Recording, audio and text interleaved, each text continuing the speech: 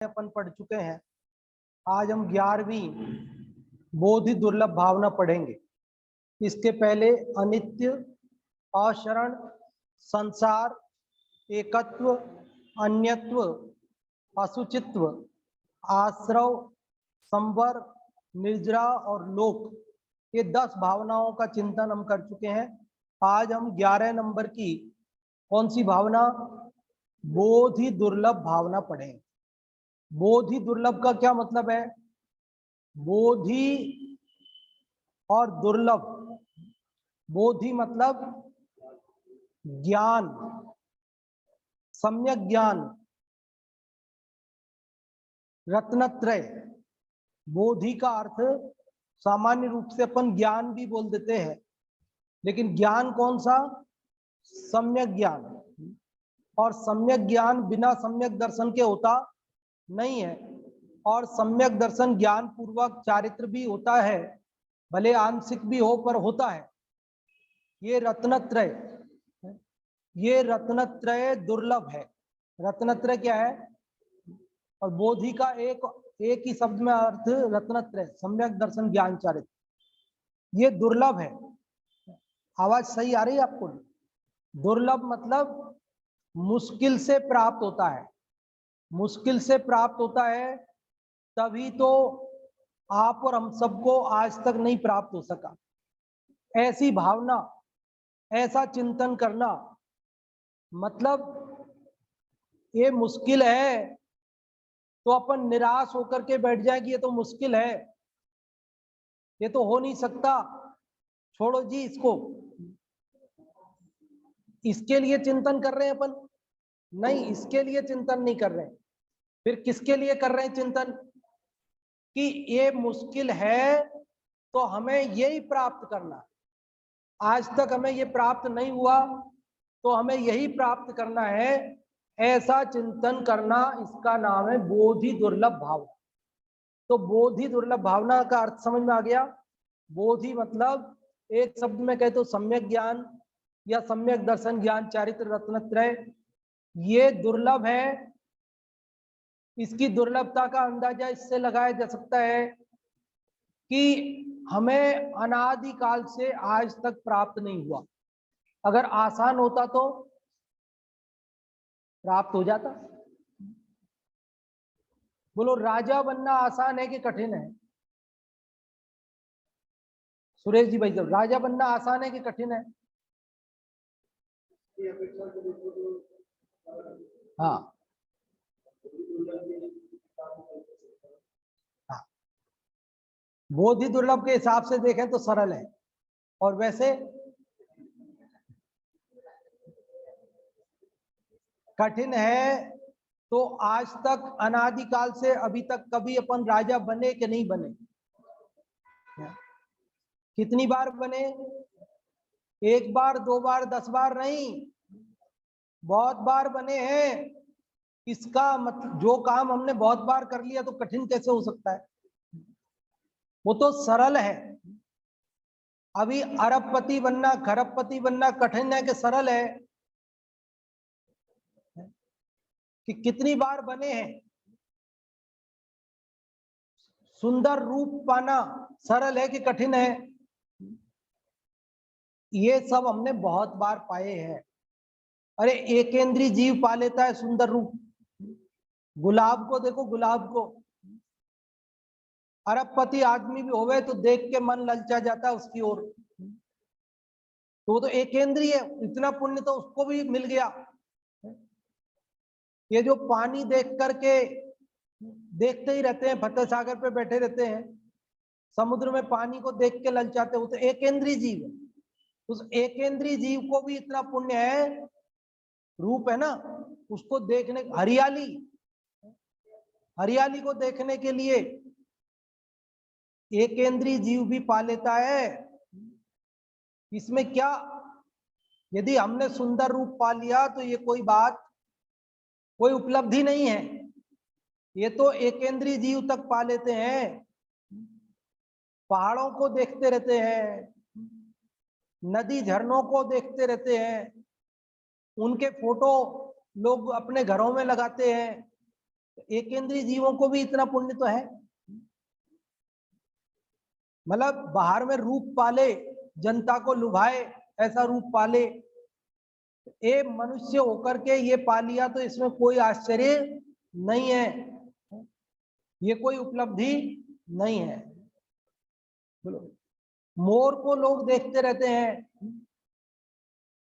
कोयल की आवाज सुनने के लिए तरसते हैं, कोयल जैसी आवाज हम मनुष्य होकर पालें, इसमें क्या आश्चर्य, क्या उपलब्धि है? ये तो पशु पक्षी भी पा लेते हैं। समझ में आ रही ना बात? अरे असली बात तो ये है कि हम बोधि प्राप्त करें, तब उपलब्धि है। बोधि अर्थात सम्यक ज्ञान प्राप्त करें, रत्नत्रय प्राप्त करें, तब ये मनुष्य जन्म की उपलब्धि है। केवल सम्यक दर्शन पाने में भी नहीं, बल्कि चारित्र की पूर्णता ये मनुष्य पर्याय में होती है। बाकी सम्यक दर्शन तो चारों गतियों में होता है। सम्यक दर्शन तो नारकी भी पा सकता है, सम्यक दर्शन तो एक देव भी पा सकता है, सम्यक दर्शन तो चिड़िया और गाय और भैंस सब प्राप्त कर सकते हैं। लेकिन मनुष्य पर्याय तो रत्नत्रय की पूर्णता के लिए है, मुक्ति के लिए है, इसलिए वो दुर्लभ है, हमने आज तक पाया नहीं, इसलिए उसकी प्राप्ति का उपाय करना है, ये विचार करना, इसका नाम है बोधि दुर्लभ भावना। और हम किसको पाने के लिए प्रयास कर रहे हैं? धन मिल जाए, सोना मिल जाए, चांदी मिल जाए, मकान मिल जाए, गाड़ी मिल जाए, अच्छी नौकरी मिल जाए, अच्छा रिश्ता मिल जाए, अच्छा मित्र मिल जाए, इसी में उलझे हुए हैं। लेकिन ये सब पाना तो सुलभ है, लेकिन दुर्लभ है तो वह ये है कि हम रत्नत्रय प्राप्त करें। देखो क्या कह रहे 12 भावना में भूधर दास जी। सबसे पहले, धन कन कंचन राज सुख सब ही सुलभ कर जान, दुर्लभ है संसार में एक यथार्थ ज्ञान। धन कन कंचन राज सुख, धन रुपया पैसा आदि,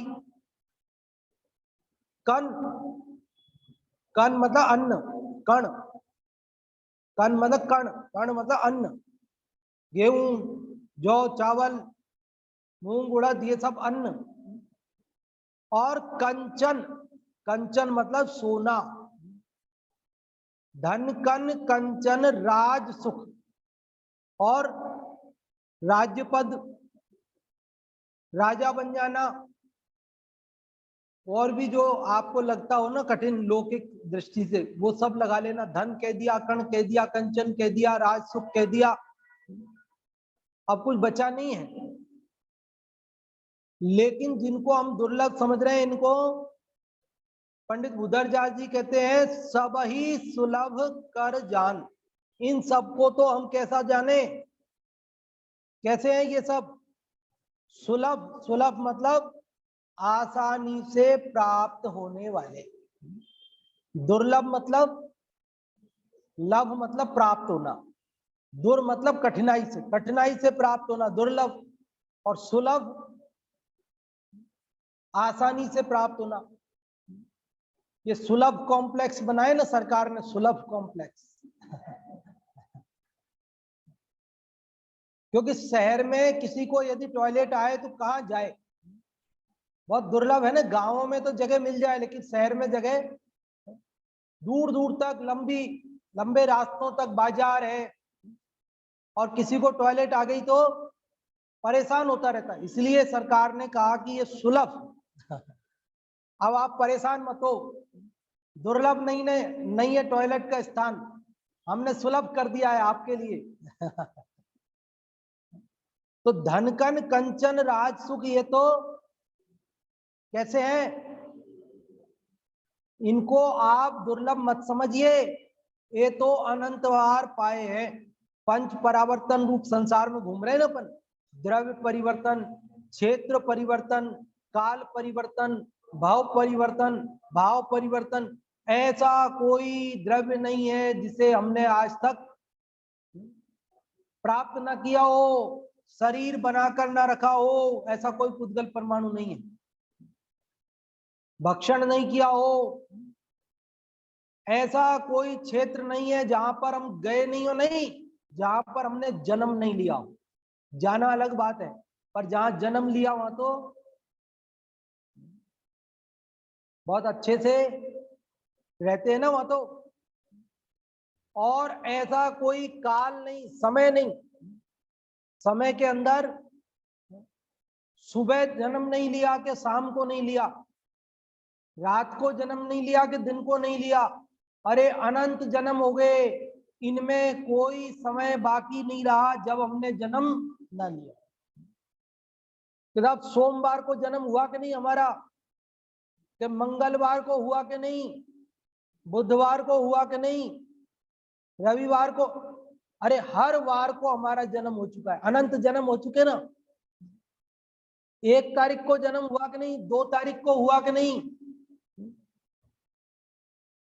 हर तारीख को जन्म हुआ है। कब कब जन्म हुआ?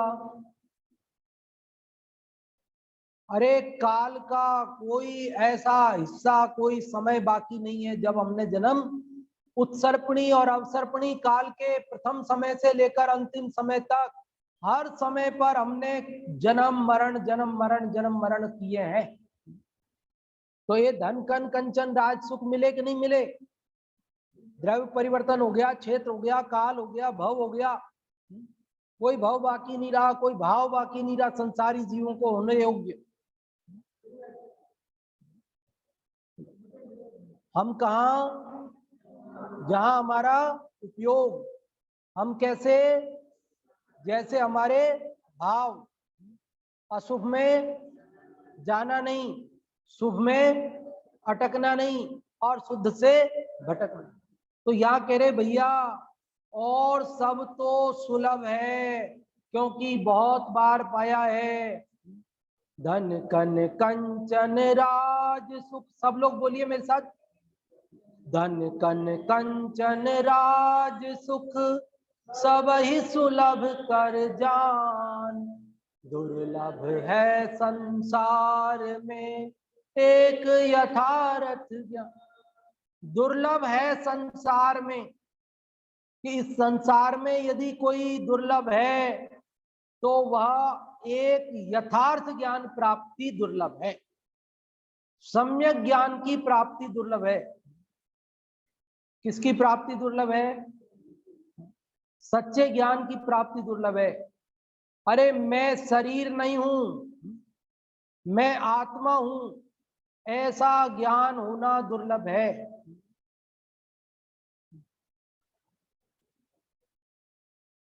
हमको अपनी महिमा नहीं आई। बोलो कोई समझदार, कोई अपने बच्चे का नाम आत्मा का पर्यायवाची नाम रखते हैं, माँ बाप समझदार होते, और फिर भी वो क्या करता है, अपने नाम की भी उसे महिमा नहीं आती, और वो उस नाम को भी परिवर्तित कर लेता। आज ही एक भाई से मिलान हुआ,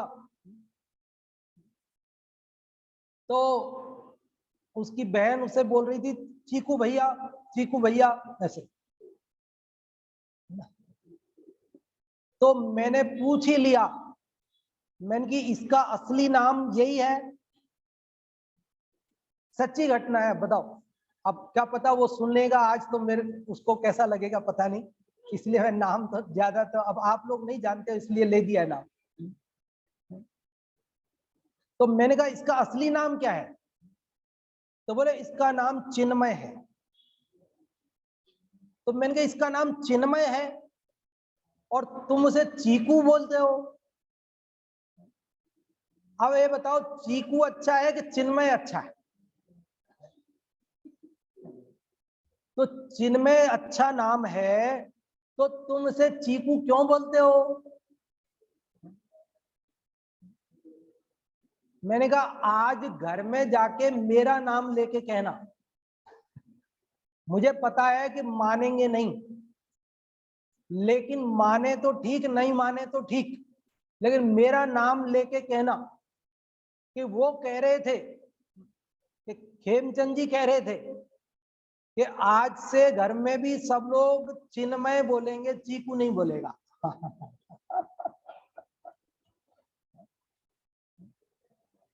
हमारे स्टाफ की बात है, कहीं और कहीं की बात नहीं कर रहा हूं मैं आपसे। तो मैंने कहा कह तो देना एक बार, माने नहीं माने, क्योंकि अब बचपन से ही आदत पड़ी होगी तुम लोगों को तो बोलने की, तो जो पड़ गई जबान पे तो उसको छोड़ना तो बड़ा मुश्किल है। लेकिन मैंने कहा तुम्हारे मम्मी पापा ने क्या सोच के नाम रखा था, तो उन मम्मी पापा को ही बोलना कि तुमने अगर चीकू पसंद था तो चीकू ही रख लेते नाम, फिर चिन्मय क्यों रखा, और चिन्मय रखा है तो अब चीकू क्यों बोलते हो? लोगों को अपना नाम, इतना प्यारा नाम है, माँ बाप ने कुछ सोच समझ के रखा है, और उस देखो जिसको आत्मा की महिमा आएगी ना, उसको तो आत्मा का नाम है चिन्मय, तो उसकी भी महिमा आए बिना नहीं रहेगी, और वो तो किसी भी कीमत पे अपने आप को चीकू बुलवाना पसंद नहीं करेगा, और चीकू बोलना भी पसंद नहीं करेंगे जिनको पसंद होगा है? लेकिन जिनको नई महिमा होगी तो वो तो बोलेंगे।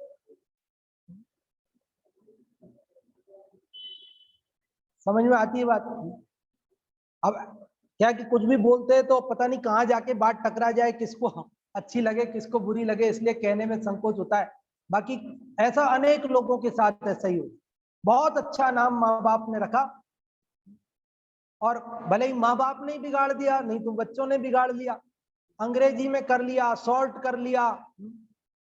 जब मैं देखता हूं तो मुझे बहुत अटपटा लगता है, और ऐसा दुख होता है कि देखो कितना बढ़िया तो नाम है, और वो बढ़िया नाम की फीलिंग तो चली गई, और जो पता नहीं अंग्रेजी का कैसा कुछ भी नाम शॉर्ट रख के और अपने आप को पता नहीं कैसे गौरव का अनुभव करते हैं।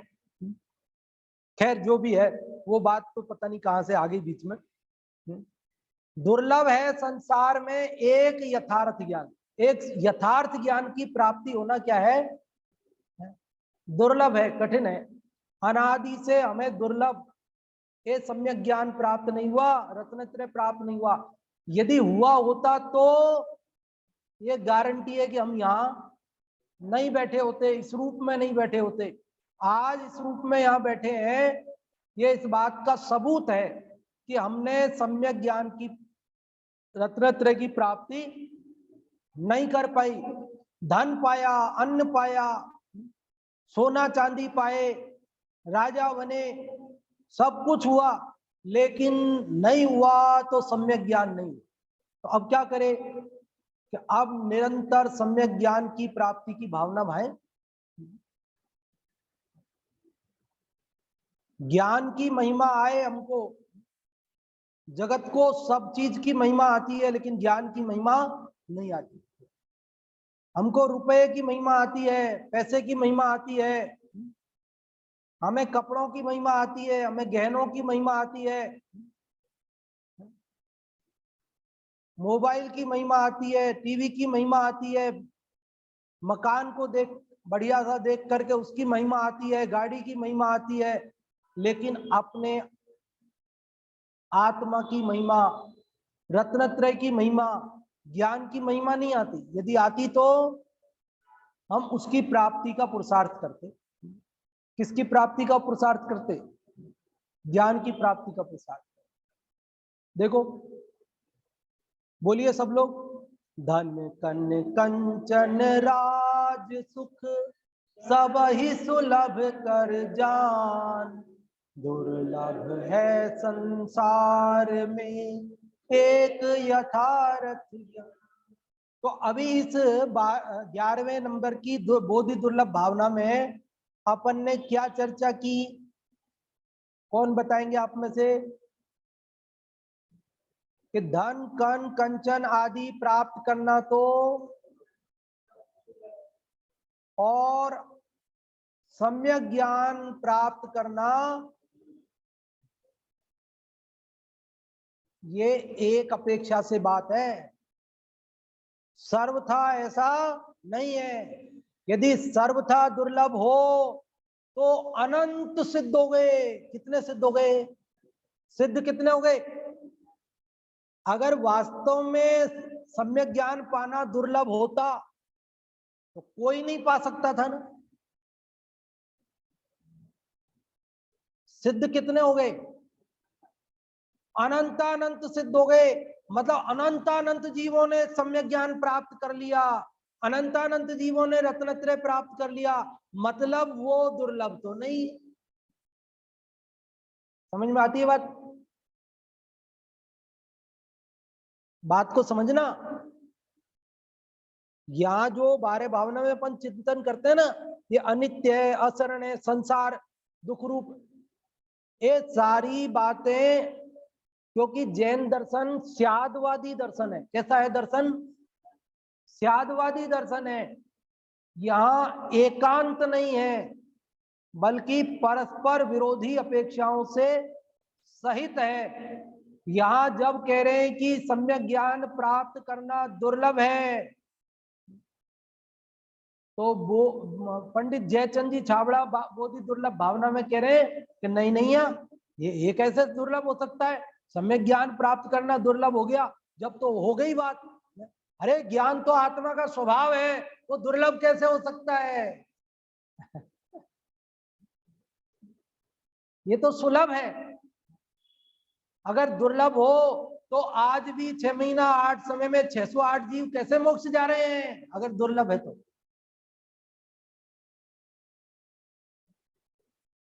बोलो कन्हैया लाल जी साहब, दुर्लभ है कि सुलभ है? सुलभ है, दुर्लभ नहीं है। तो फिर बोधि दुर्लभ भावना में तो अभी पढ़ रहे थे अपन, अपने ऊपर निर्भर है। आप बताओ सुरेश जी भाई साहब, दुर्लभ है कि सुलभ है? सुलभ है, दुर्लभ नहीं है। अगर मैं अभी जयचंद जी छाबड़ा की बात याद नहीं दिलाता और फिर पूछता तो क्या कहते आप? दुर्लभ है कहते ना। फिर उत्तर क्या है? दुर्लभ है कि सुलभ है? स्यात् दुर्लभ स्यात् सुलभ। किसी अपेक्षा सुलभ है और किसी अपेक्षा दुर्लभ है। हमने आज तक नहीं प्राप्त कर सका, इस अपेक्षा दुर्लभ है, और अनंत सिद्धों ने प्राप्त कर लिया, इस अपेक्षा सुलभ है। ज्ञान मेरा स्वभाव है, इस अपेक्षा सुलभ है। तो कोई दुनिया में आपसे ये कहे कि सम्यक ज्ञान प्राप्त करना दुर्लभ है, तो बोलो सत्य है कि झूठ है? कोई कहे ज्ञान प्राप्त करना सुलभ है, तो सत्य है कि झूठ है? यदि वो सर्वथा कहे तो झूठ है, और कथनचित कहे तो सत्य है। वो दुर्लभ कहे तो भी सत्य, सुलभ कहे तो भी सत्य, बशर्ते वो कथनचित हो, स्यात हो, किसी अपेक्षा हो। लेकिन यदि निरपेक्ष कथन करे, सर्वथा कथन करे, तो दुर्लभ कहे तो भी मिथ्या, सुलभ कहे तो भी मिथ्या। वो कहे ज्ञान प्राप्त करना तो सर्वथा सुलभ है। अब भैया सर्वथा सुलभ है तो फिर हमको क्यों नहीं हुआ अभी तक, अनंत काल से? मिथ्या हो गई बात। और वो कहे सर्वथा दुर्लभ है, तो हम कहेंगे मिथ्या हो गई बात। सर्वथा दुर्लभ होता तो फिर कोई भी प्राप्त नहीं कर सकता था, अनंत जीवों ने प्राप्त कर लिया। इसका देखो जैन दर्शन में ये स्यादवाद इसका प्राण है। क्या है? ये जिनवाणी का प्राण है ना, स्यादवाद, अनेकांत। तो सर्वथा एक रूप वस्तु है नहीं, वस्तु एकानेक, भेदा भेद, नाना प्रकार से परस्पर विरोधी धर्म युगलों से सहित है। इसलिए उसे कथनचित स्यात लगाकर कथन करना उसकी अपेक्षा समझना, सर्वथा कहना, ये मिथ्या हो जाता है। आचार्यों ने कहा सर्वथा लगते ही कोई सा भी वाक्य हो झूठ हो जाता है। कोई सा भी वाक्य हो सर्वथा लगते ही क्या हो जाता है, झूठ हो जाता है। और जब उसमें स्यात लगता है, कथनचित लगता है, तो वह कोई भी वाक्य हो दुनिया का, तो वो वाक्य क्या हो जाता है, सत्य हो जाता है। जैसे अभी अपन ने दुर्लभ और सुलभ में लगा के देख लिया ना, समझ में आई कि नहीं आई बात? ऐसा अब हर जगह हम घटा के नहीं भी बताएं तो आप समझ लेना है। हाँ हाँ बिल्कुल।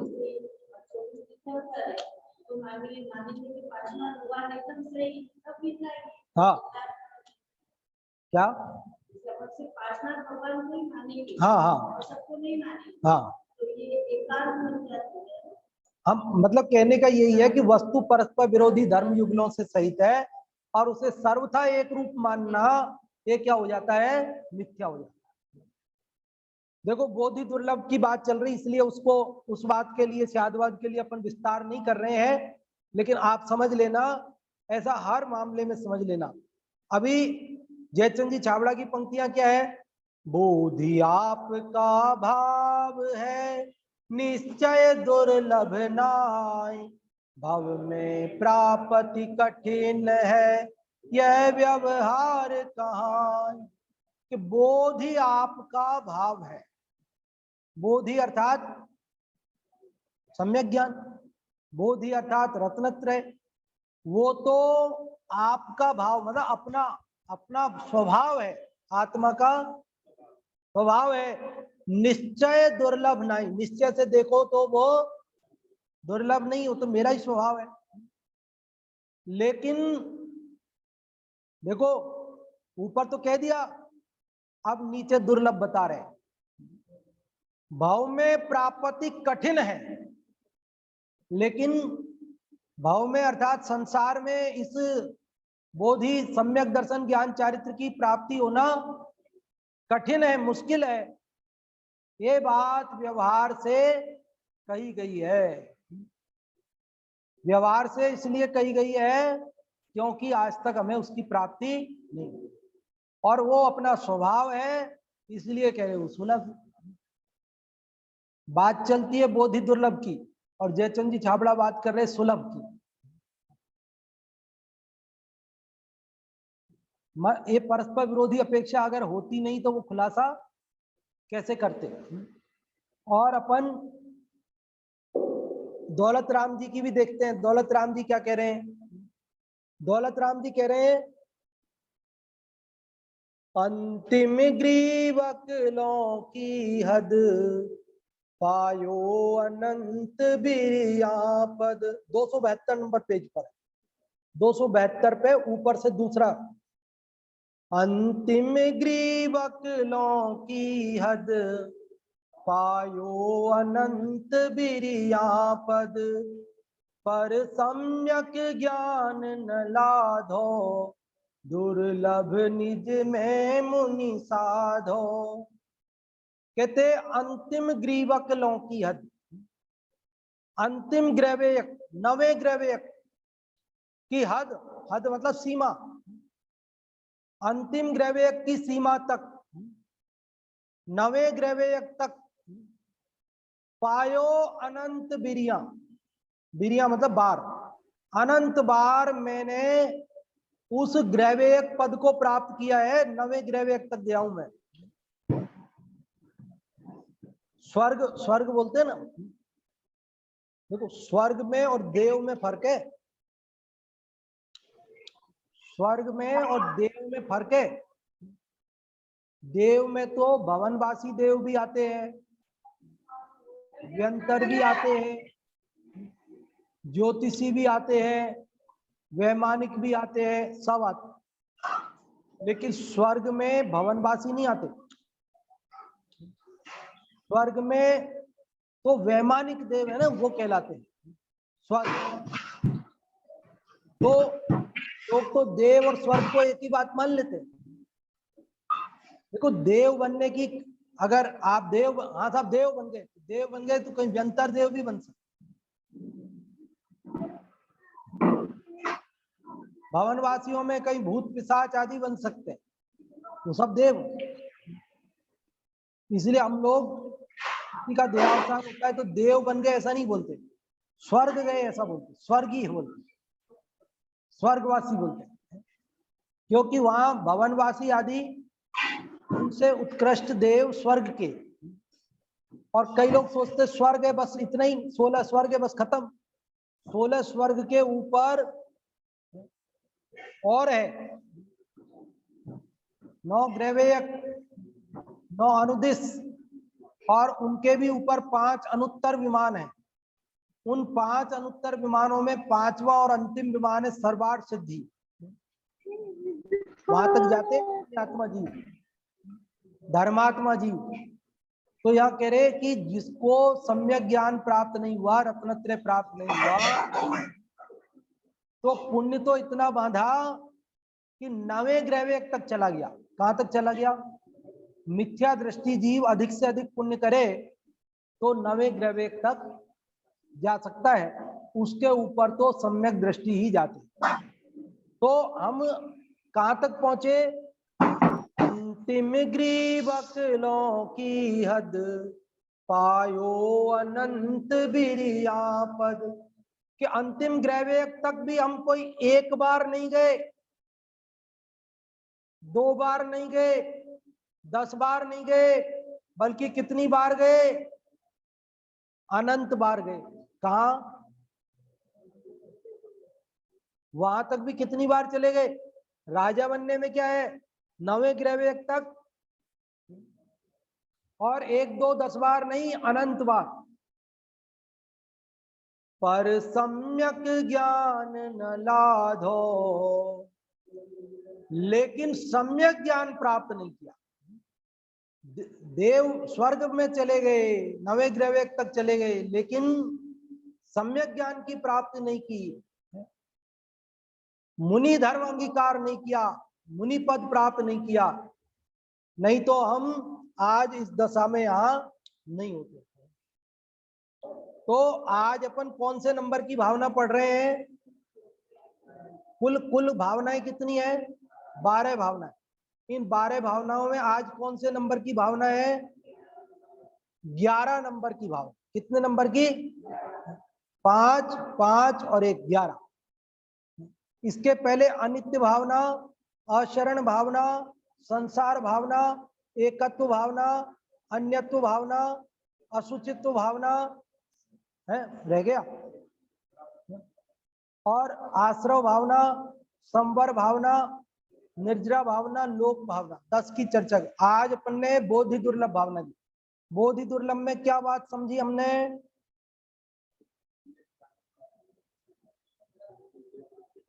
लौकिक वैभव, पद, प्रतिष्ठा प्राप्त करना आसान है,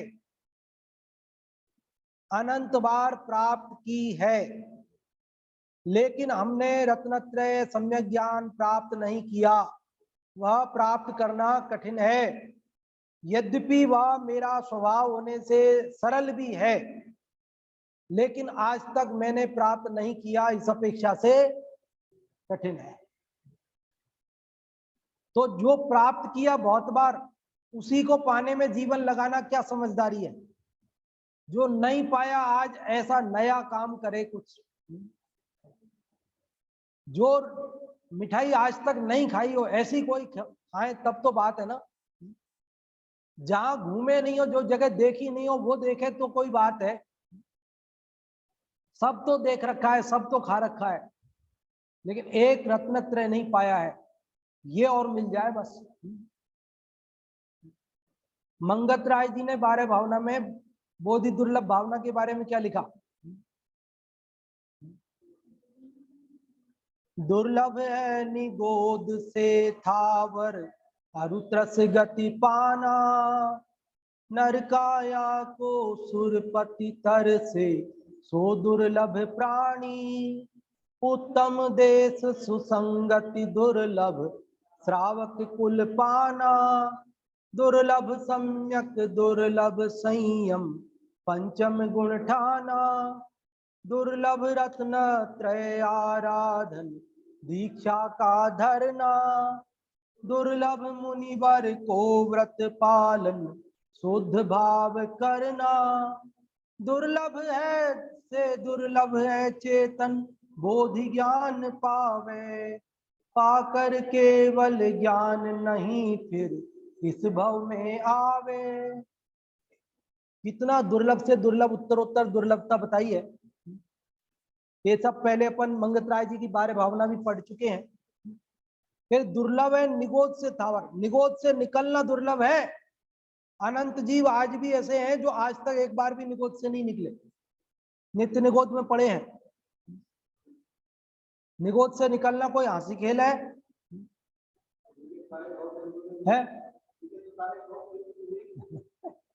नित्य निगोदिया है, नित्य निगोद। आप और हम वहां से निकल गए, कितना दुर्लभ है। और निगोद से स्थावर पृथ्वी का एक जल अग्नि वायु वनस्पति बनना, पेड़ पौधे बनना मुश्किल है। और त्रस पर्याय दुर्लभ लही जो चिंता मणि त्यों पर्याय लही, दो इंद्री लट बनना कीड़ा बनना ये मुश्किल है। चिंतामणि रत्न पाने जैसा, तीन इंद्री चार इंद्री असंगी पंचेंद्री संगी पंचेंद्री त्रियंच, और मनुष्य बनना तो महादुर्लभ। मनुष्यों में भी है हाँ। और फिर सम्यक दर्शन पाना, मुनि बनना, ये सब उत्तरोत्तर दुर्लभ काम है। तो कहां तक आ गए अपन उत्तरोत्तर में? निगोद से निकल गए, स्थावर से निकल के त्रस होके असंगी संगी की सीढ़ियां चढ़ते हुए त्रियंत से मनुष्य होते हुए उत्तम कुल सब पा गए हैं। तो अब क्या बचा जो प्राप्त करना है? तो सम्यक दर्शन रत्नत्रय ये सब प्राप्त करने हैं, तभी जाकर के हम मुक्ति को, भाव भ्रमण को मेटकर सुखी हो सकते हैं, मुक्ति प्राप्त कर सकते हैं। इसलिए आप और हम सब ये दुर्लभ बोधि को प्राप्त करें, सुखी हों, ये इस भावना का सार है। अभी मैंने 2-3 मिनट बचाए हैं आप लोगों के लिए। कुछ पूछना तो नहीं आप लोगों को? नहीं तो आप लोग बताइए, या तो पूछिए या बताइए इस बोधि दुर्लभ भावना में क्या विचार किया जाता है, क्या मतलब है बोधि दुर्लभ भावना का। यदि कोई ऑनलाइन में बताना चाहे तो भी रेज हैंड कर सकते हैं, और ऑफलाइन में बताना चाहे तो भी रेज हैंड करें, हम आपको बताने का अवसर देंगे कि बोधि दुर्लभ भावना में क्या विचार किया जाता है। हाँ जी, क्या मतलब है बोधि दुर्लभ? अभी अपन ने चर्चा की ना 40-42 मिनट। हाँ।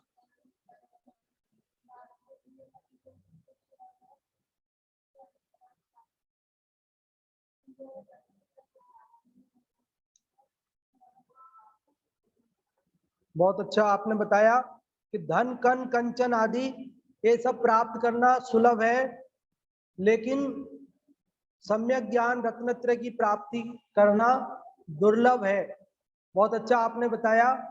और जो इसकी अपर अपेक्षा, दूसरी अपेक्षा है जयचंद जी छाबड़ा साहब ने बताई, वो क्या है? आप में से कोई बताएंगे? हाँ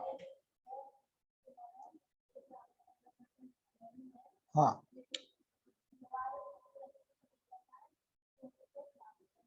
हाँ, कि ये बोधि तो अपने आत्मा का स्वभाव है, इसलिए निश्चय से देखा जाए तो वो दुर्लभ नहीं है। लेकिन संसार में उसको प्राप्त करना, अपने स्वभाव को ही पहचानना एक कठिन है, इसलिए व्यवहार से दुर्लभ कहा जाता है। वास्तव में तो अपना स्वभाव होने से सुलभ ही है। तो ऐसे अपने सुलभ बोधि को प्राप्त करें, हम सुखी हों, इस मंगल भावना से अभी की बात को विराम देते हैं। और पंडित जी साहब, जय कुमार जी साहब जुड़ चुके हैं, हम उनको आमंत्रित करते हैं दूसरी कक्षा नाटक समय सार जी के लिए। ऑनलाइन वाले उसका लाभ लेंगे और अपन यहाँ जिनवाणी स्तुति करेंगे। इसी जिनेन्द्र अर्चना में पेज नंबर निकाल लीजिए आप 300